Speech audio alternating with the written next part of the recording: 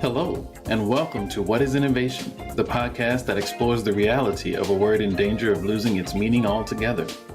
I'm your host, Jared Simmons, and I'm thrilled to be joined by Nick Jain. Nick is the CEO of IdeaScale, an innovation software company that helps major organizations such as Comcast and state and federal governments innovate faster and better. Nick graduated at the top of his class from Harvard Business School and holds a theoretical mathematics and physics degree from Dartmouth. Nick, thank you so much for joining us today. I'm so excited for this conversation. Thank you so much for having me. I'm really excited to be here. This is going to be great. All right, let's dive right in. What, to your mind, is innovation?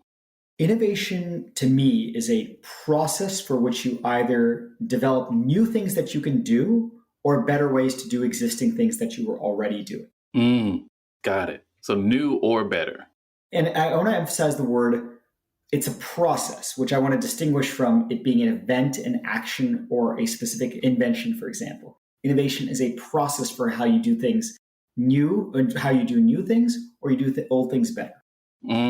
That's so important. Innovation as a process and not an event.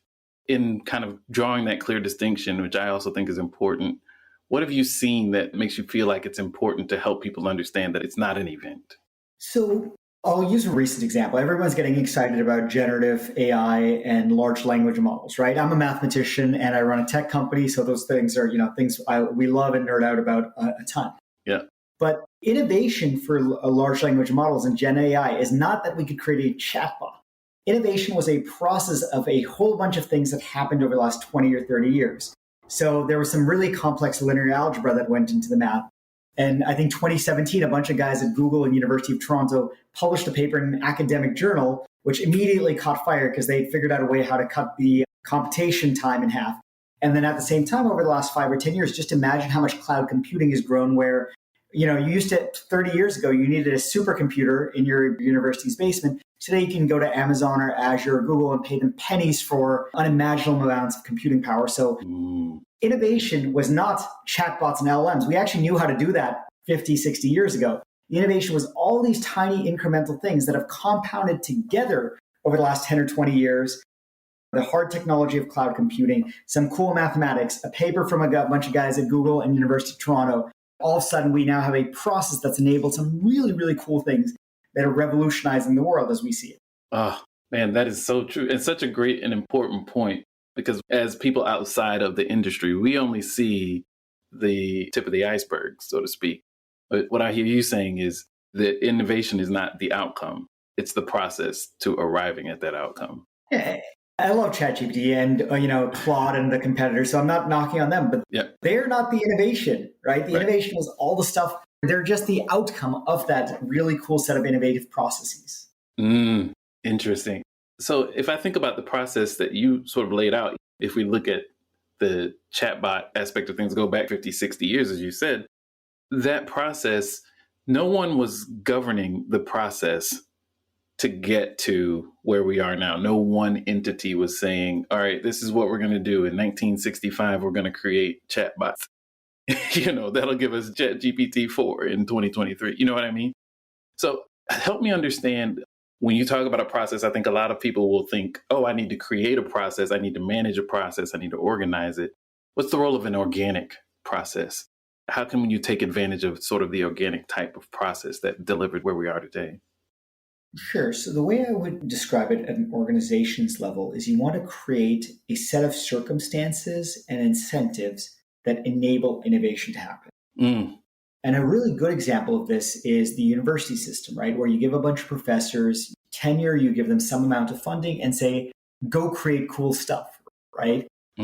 Especially in the sciences, a lot of these scientists are researching really minuscule things that won't be useful for 60, 70 years, right? Like a lot of the stuff Einstein won the Nobel Prize for in the 1920s wasn't actually practically useful for 70, 80 years. Yeah.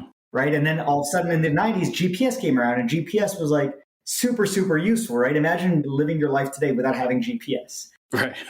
But that's based on some stuff some general relativity stuff Einstein came up with in the 1920s because the university system created a culture where innovation was encouraged and created the incentives that just go think about cool stuff and invent cool stuff with a little bit of pushing that, hey, you need to publish stuff along the way. Right. So there needs to be some incentive, so you can't just sit around twiddling your thumbs. Right. And this is not unique to universities. A lot of private sector organizations do this effectively as well. Like Right. Google used to have it doesn't anymore, but used to have the 20% time, if you're familiar with that. Mm-hmm. They've unfortunately gotten rid of it, but Google really tried to do this historically really well. And now they've moved to a much more top-down model for what innovation is. Right, right. Yeah, and I think Google's approach and the fact that they moved away from that is a form of innovation. Yes. They're innovating how they manage innovation. 100%, right? I certainly do not aim to be prescriptive on what the single best way of doing things is. Yeah. There are bad ways, but there's many, many good ways. That's right. That's very well said. And I think your point about creating that environment within a company and that culture, so to speak, is critical. The GPS example is one that is near and dear to my heart because I think it's a perfect example, like you said, of why theoretical science is so critical and important. And also why we have to think about how we educate future innovators. Einstein, people think of as a mathematician. He was also a musician. He was a very well-rounded person. He thought about more than just science and was educated as more than just a scientist. And I think that's why he could manifest these thought experiments that led him to understand things like time moves differently here on the ground than it does up where a satellite is. And so if you're going to do GPS, you need to correct for the fact that time is not the same in those two places. By the way, I think you're an engineer by training. So I don't know if you've ever heard of this. There was a famous argument between some U.S. Army general and some theoretical physicist arguing that they shouldn't adjust for those time differences.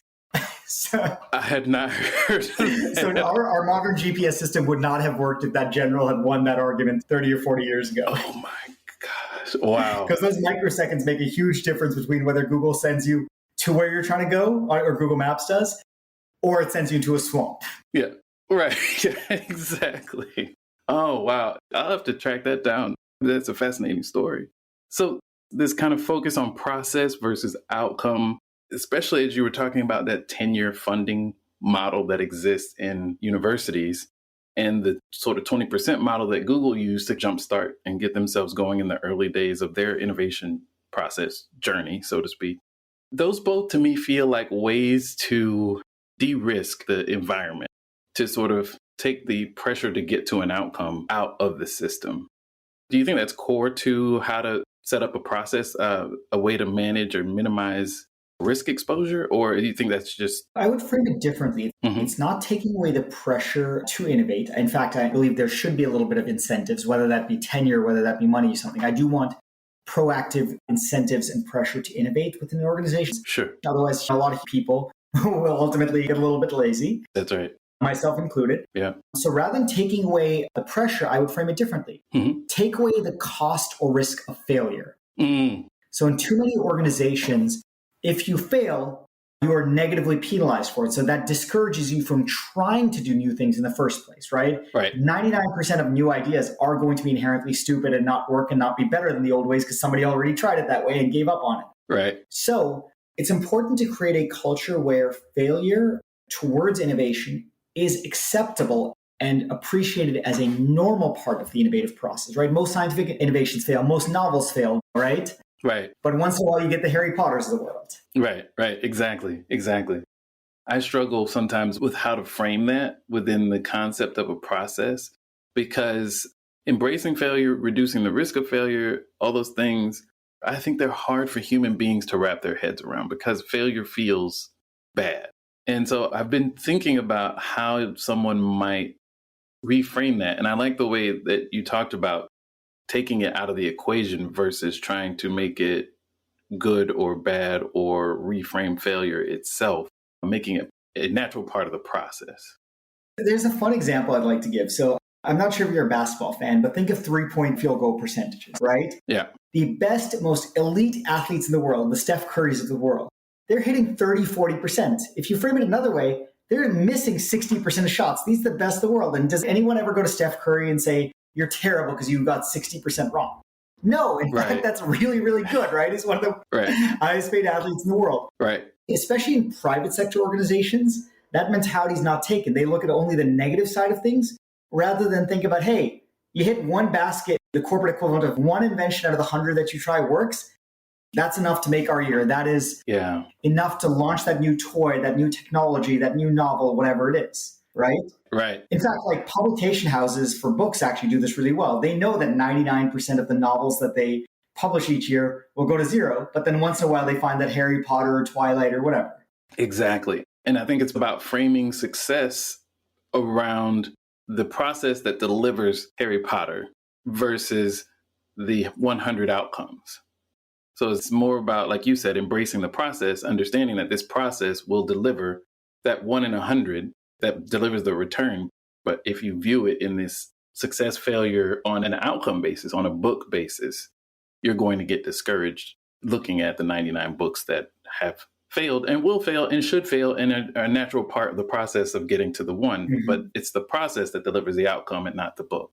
Exactly. Got it. Okay. So now I understand. I like that a lot because it's a way to take the word failure out of the equation because you don't have to talk about failure. You can just talk about the process. I wonder also about your definition brought up so many thoughts in my head. It also sparked the thought about horizons, time horizons. Whenever you talk about a process, the inherent question that pops in my head is, okay, well, what am I putting into the process and how long is it going to take? I know you're the leader of an innovation software company. How do you manage the thinking for folks around time horizon and the process? Sure. So I think as with any decision in life, you have to start with what are the hard constraints. And those hard constraints may differ from one organization to another. Mm-hmm. They're at a university, they're constrained with an endowment. They're constrained, think, in hundreds of year time span. Right. As an individual tenure track professor, your time horizon may be 5 or 6 years because you need to get published. Right. If you're a venture-backed company, your time horizon is the 18 months that the venture capitalists gave you cash. Right. IdeaScale is in a fortunate situation where we are very profitable as a software company. So we can think, look, as a private sector company, I still have to generate profits from my shareholders, value for my customers and employees. So I can't say, hey, I'm only going to think about 10-year long bets. But at the same time, I'm in a very fortunate situation where I don't have to worry about this quarter, this month, this year. Mm-hmm. Right? So that's number one. Start with the hard constraints that are created by your organization or by the circumstances in which you live in, which, again, they exist, right? Let's not pretend that hard constraints don't exist. But once you're within that constrained environment, you want to find the optimal solution. So for me, I'm able to think 2 or 3 years out for our organization because that works within the framework or set of constraints that work for us. I have a certain amount of financial and people resource that I can allocate. But within that, we try to find whatever the best expected value outcome is, not specifically the single best home run or the safest way to hit a ball. You can always punt a ball, but rather what's the way to maximize the expected value of a set of experiments or outcomes within the constrained world that we live in. Right. So, okay. So it's not about getting the right answer. It's more about seeking an optimized equilibrium within the set of constraints. Yeah. Exactly. My process, we design a process that is designed to result in the best average outcome over time. Mm-hmm. Right? Whether that be a sales process, whether that be an engineering process, whether that be a product development process, we will encounter lots of failures. The good news is we've designed our process and none of those failures will take the company down. Right? They won't get any individual fired. They won't bankrupt the company. Right. Our home runs will be awesome. But on average, the outcome of whether it be our sales process, our engineering process, our product process, our promotion process, on average, those will consistently create value for everyone in our organization. That makes a lot of sense.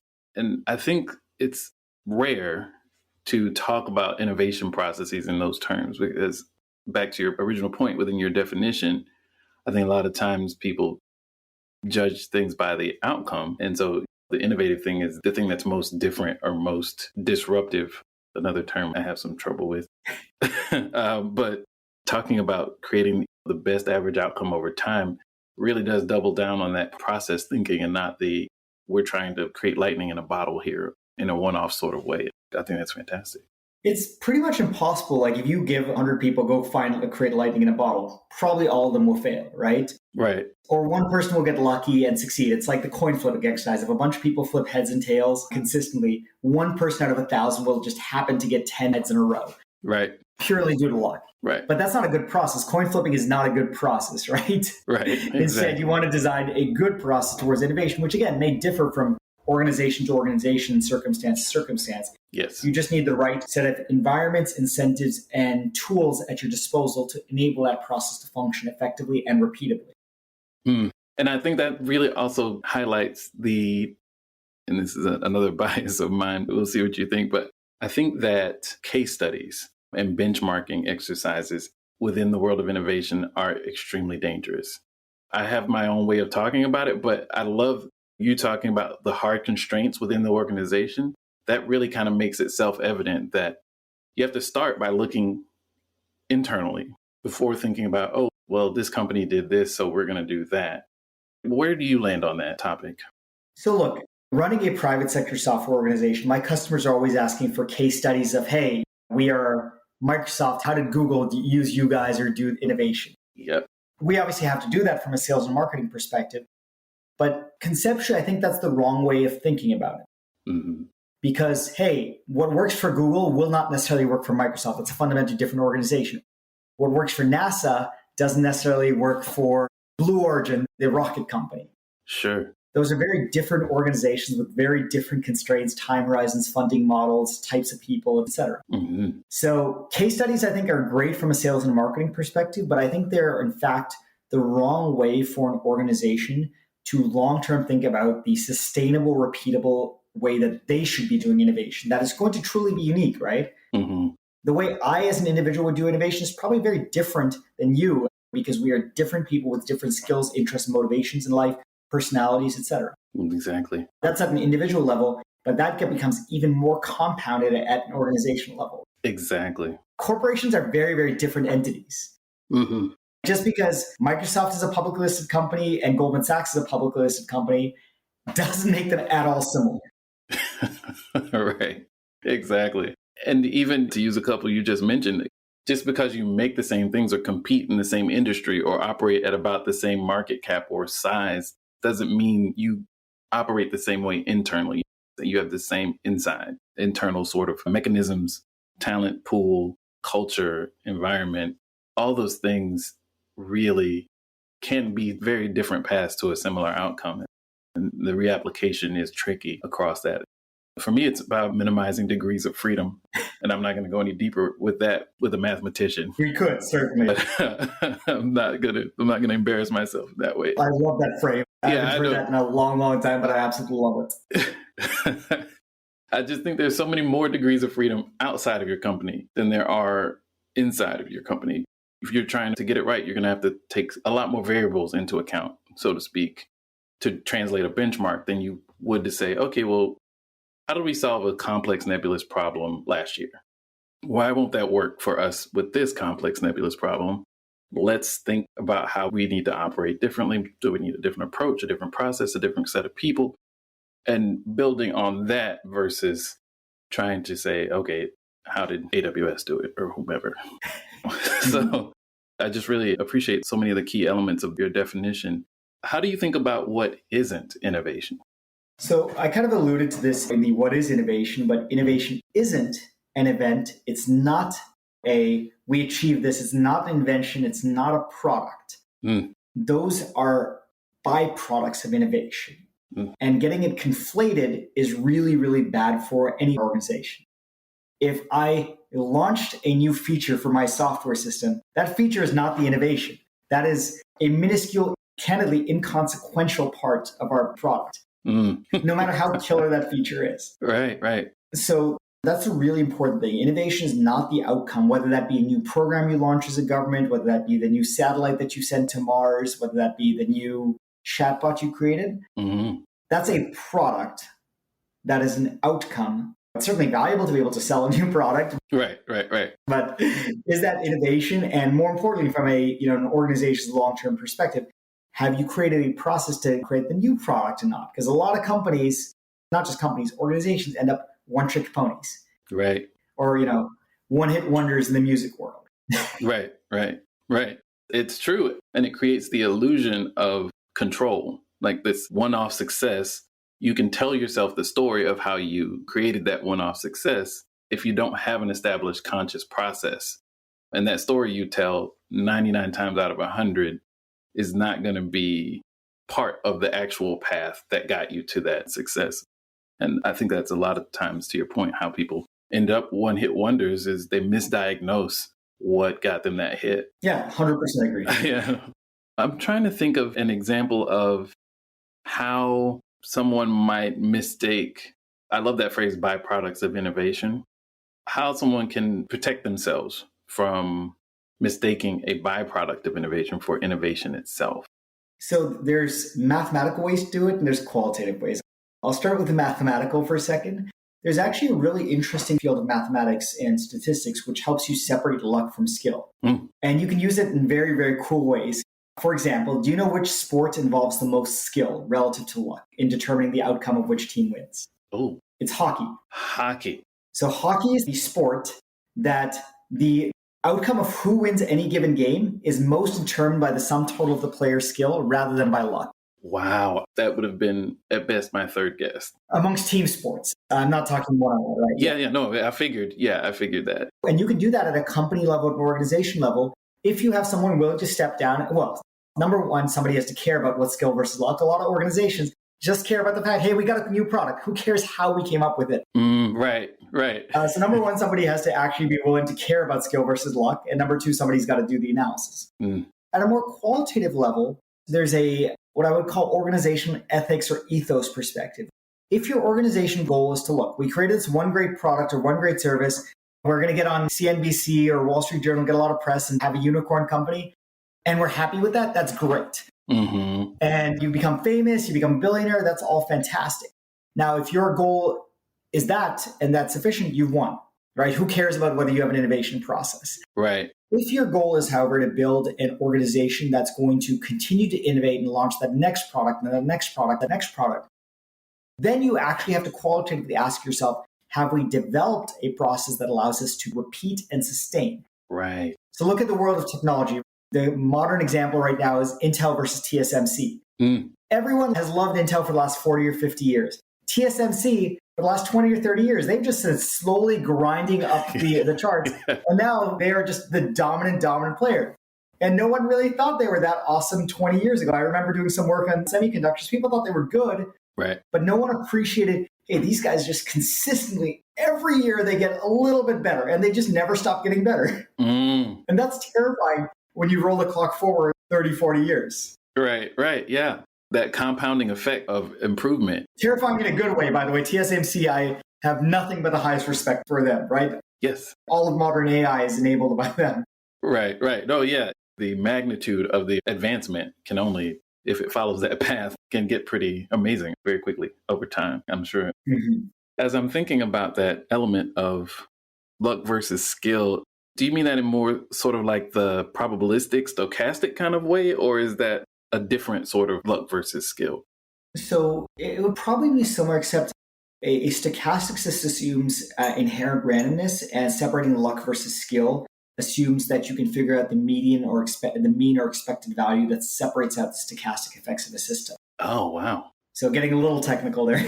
No, that's cool. I'm curious about those sorts of things. Again, you can do this for hockey and basketball and football, setting aside the mathematics, which again, you can hire somebody to do, you can look it up on Wikipedia. The math is actually not super complex. Right. Actually, you can ask ChatGPT to do it nowadays. But the importance is you can separate who got lucky and who actually has skill at an individual level, at an organization level, at a company level.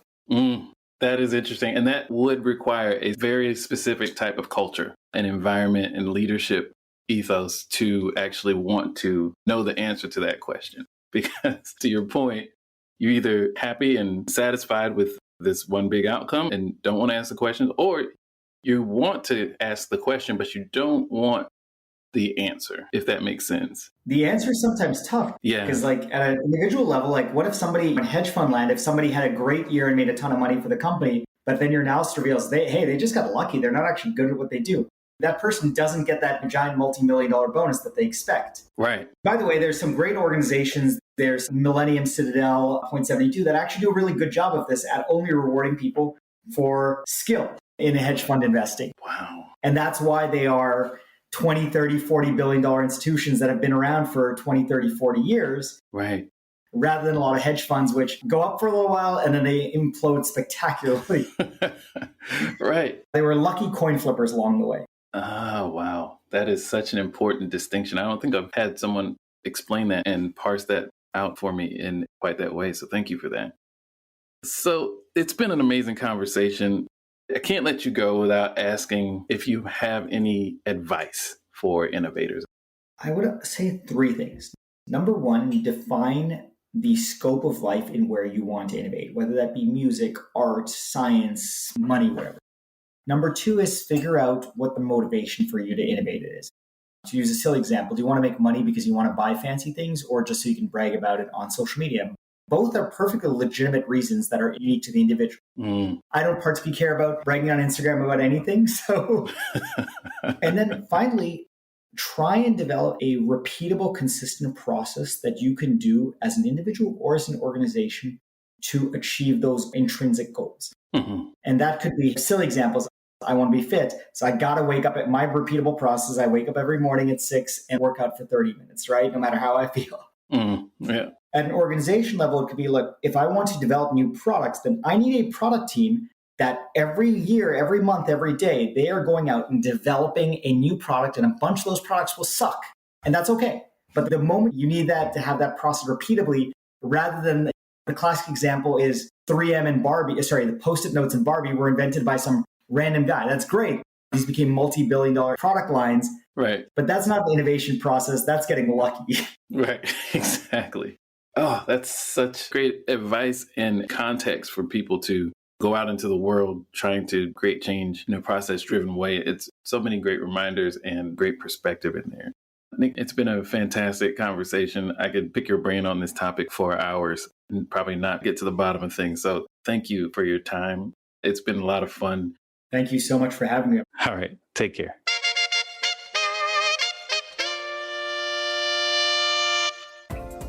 Thanks so much for listening. Please subscribe on your favorite podcast platform to get more insights from innovators across the world. You can also subscribe to our YouTube channel for additional content and conversation. I hope to see you there. Until next time, keep innovating, whatever that means.